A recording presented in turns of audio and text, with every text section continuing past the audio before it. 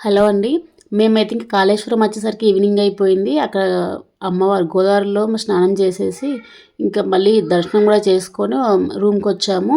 వచ్చేసరికి నైట్ అయింది. ఇంకా ఎంట్రన్స్‌లో పిల్లలు ఆడుకోవడానికైతే పార్క్ టైప్ చిన్నగా ఉంది. ఇంకా మా పిల్లలు రాగానే ఫస్ట్ ఆడుకోవడం స్టార్ట్ చేశారు. ఇంకా హరిత హోటల్ అంటే ఇక రూమ్స్ అయితే చాలా బాగుంటాయి. మేము ఎప్పుడు ఎటు వెళ్ళినా కూడా హరిత హోటల్లో బుక్ చేసుకుంటాం. రూమ్లు అయితే చాలా పెద్దగా ఉన్నాయి. బయట కూడా ప్లేస్ ఎక్కువగానే ఉండింది. ముంగట పక్కన కింద కూడా పడుకోవడానికి కూడా ప్లేస్ ఎక్కువగా ఉంది ప్లేస్. అండ్ రూమ్స్ అయితే చాలా పెద్దగా ఉన్నాయి, నీట్ గా కూడా ఉంది. అయితే 2 ఫ్లోర్స్ ఉంది, ground floor and first floor. రూమ్లు బాగా పెద్దగా ఉన్నాయి. ఇంకో నెక్స్ట్ రూమ్ కోసం వెళ్తున్నాం. ఒక రూమ్ పక్కన రూమ్ అయితే మాకు రాలేదండి, కొంచెం గ్యాప్ డిస్టెన్స్ లోనే ఇచ్చిండ్రు. ఇంకా నెక్స్ట్ ఇంకొక రూమ్ కి చూపిస్తాను. ఇది కూడా చాలా పెద్దగా ఇచ్చారు. ఇందులో సోఫా ఎలా అంటే ఇంకొకరు పడుకోవడానికి కూడా ఉండేలా ఉందన్నట్టు. అందులోనేమో చైర్స్ లా ఇచ్చారు, ఇందులో మాత్రం కొంచెం సోఫాలు ఇచ్చారు పెద్దగా. గర్ల్స్ అందరం ఒక రూమ్ లో ఉన్నాం. ఇంకా బాయ్స్ కోసం ఒక రూమ్ ఇచ్చేసాం. వాళ్ళు ఇంకా టైం అలా గడుపుకొని నైట్ ఏ టైంకి పడుకున్నారు ఆడుకుంటూ వాళ్ళు.